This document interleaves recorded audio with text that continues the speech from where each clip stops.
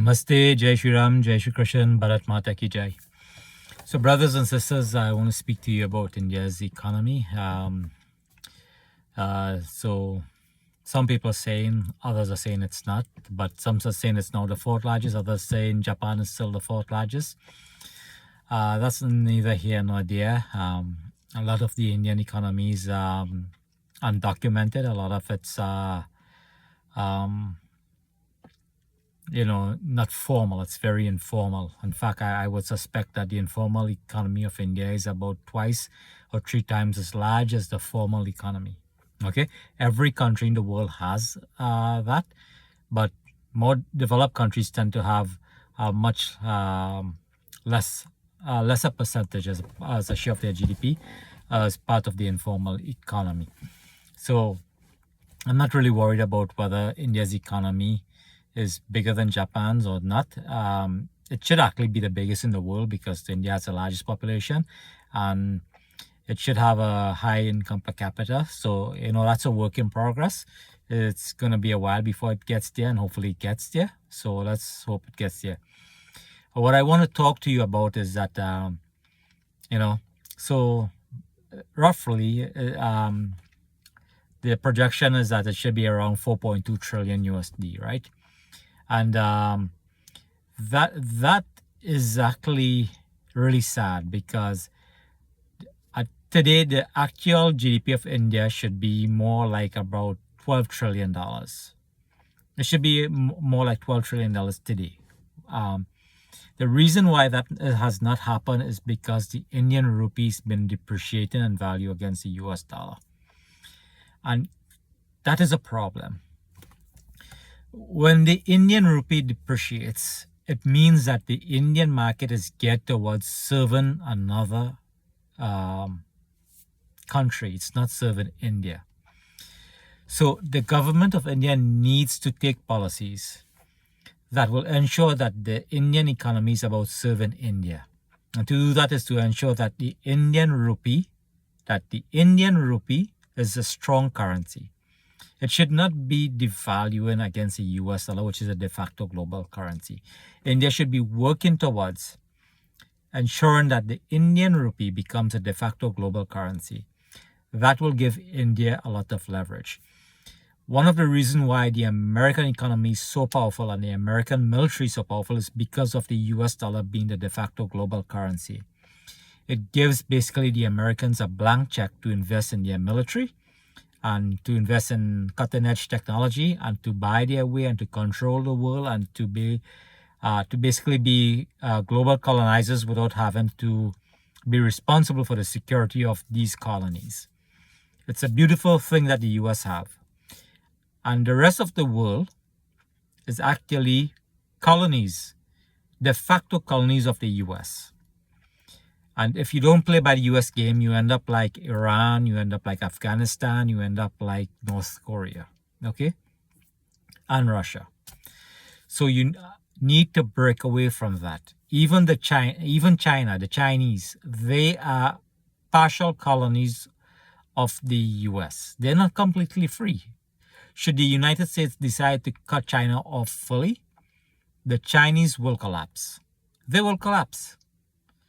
So, going back to what I'm saying, right? And it is not that the US dollar is the best currency in the world.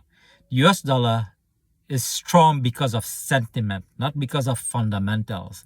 It is because of sentiments first, which then allow it to create the fundamentals, which the US have now squandered because of their ballooning deficit and debt, okay? But there is nobody that's stepping up to exploit that vacuum, which the US is partially vacated. It's partially vacated, but the US is still in there. Their shadow is there. Okay? So that's an opportunity. And the Chinese cannot fill that opportunity because you need to be a democracy to fill that opportunity. Okay? Nobody's going to trust the Chinese. They're not going to. Even the Chinese don't trust the Chinese yuan. Okay? They don't trust it. But if the Chinese is successful in getting global sentiments to accept the yuan, the US will be contained by China just by changing the de facto global currency. But I am divergent. So what I want to talk about is India's economy, the GDP, the currency, all of these things. So India's rupee should not be 85 plus rupee per US dollar.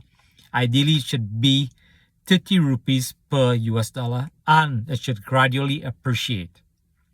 Okay? Relying on just pure GDP growth to move the Indian economy ahead, it's not going to work. There are several factors that must be considered. Okay, I'm going to outline this for you guys. But before I do that, I want to talk to you guys. I want to make a quick mention. Most economists have 2020 vision because they operate in hindsight. Very few operate looking forward.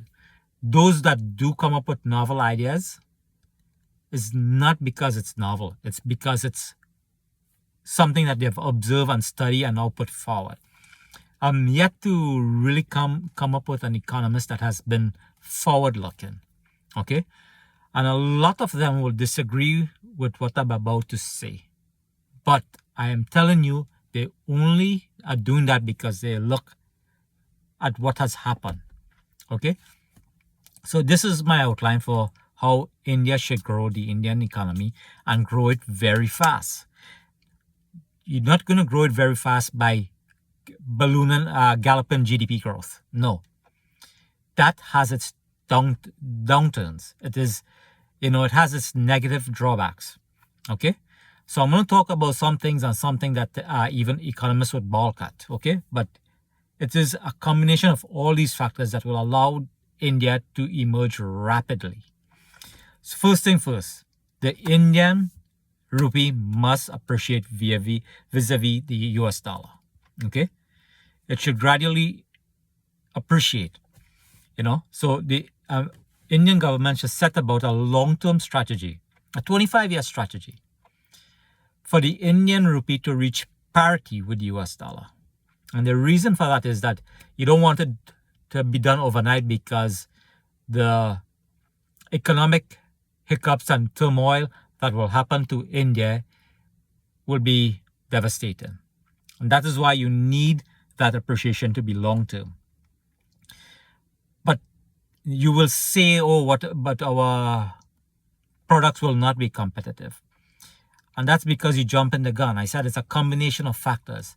The next thing you want to do is ensure that Indian business become more efficient. And when I say more efficient, they'll use less labor, less resources, they create less waste, they use less power in producing goods. And they must produce these goods,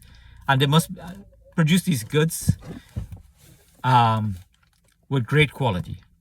They must be known for great quality. So that's a premium. They get a premium on selling their goods. Okay? So they need to use less manpower, less energy, less resources, less time as well, and create less waste when producing something.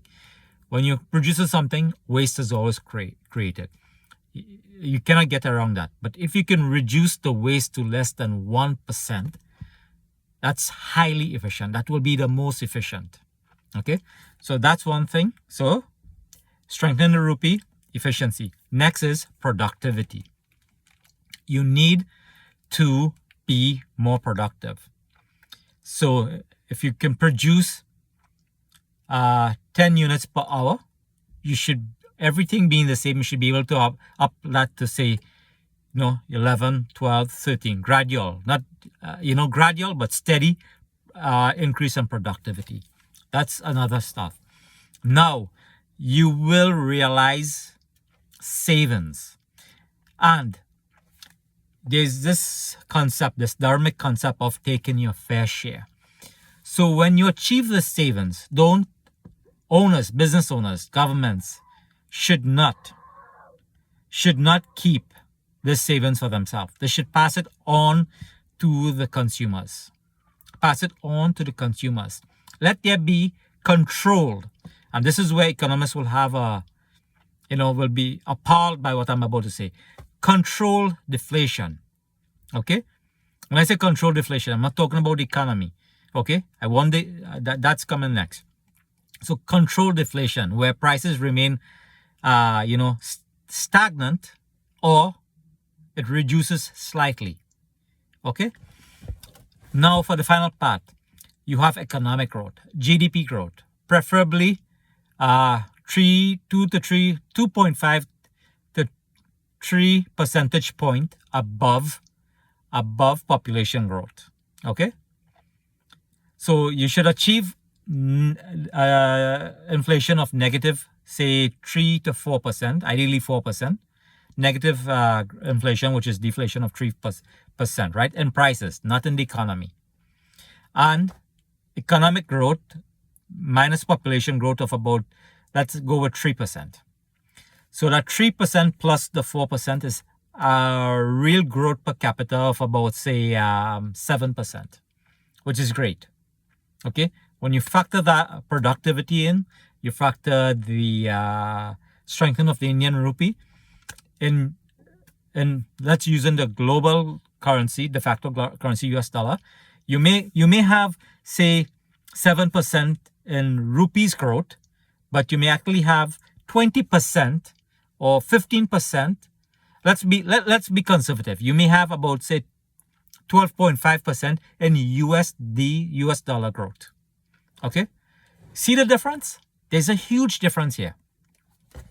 And when you reach parity, or before you reach parity, when the deflation happens to such a point, then remember, this is deflation you want.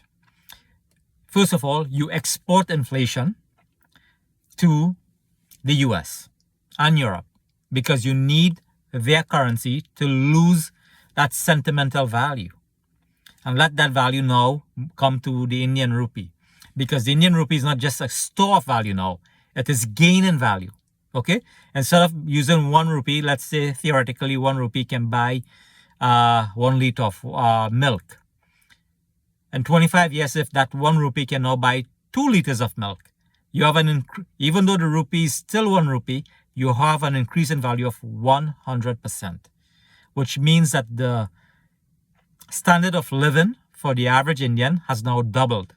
Even without economic growth, it has now doubled. And that is what you want. Okay? Like I said, economists, they operate in hindsight. But this is 2020 looking ahead.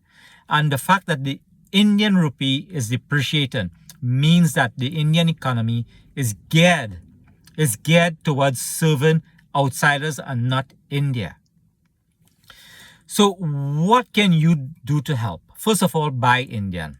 Secondly, demand high quality, reasonably high quality for reasonable cost.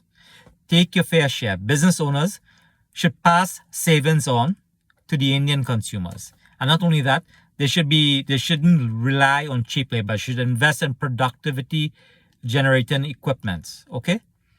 Don't do like Air India where they hired one person to go around, in the past just to change the clock. Don't do this thing. Don't create jobs for the sake of creating jobs. No. Create productive, well-paying job. Let these people pay and create new industries, create new opportunities, create new businesses for unemployed people. Both government and society have to work in tandem, and government should not be a barrier. The Congress Party in the early days till they lost power, and all of those that followed before the BJP came into power, and the BJP is still holding on to policies that perpetuates barriers to Indian entrepreneurship. Remember, Indian DNA is about trade, global trade, and the domination of global trade. India was the economic hub of the world before, and this is our natural destiny. Okay? I know I'm ranting a bit on here, but like I said, I speak unfiltered and I speak from the heart. So I hope that you understand why India is not achieving its full potential. Okay? Please do your part. Buy Indian, make in India, be productive, and don't think about yourself. Think about India first. Okay? Jai Shri Ram, Jai Shri Krishna, Bharat Mata ki Jai.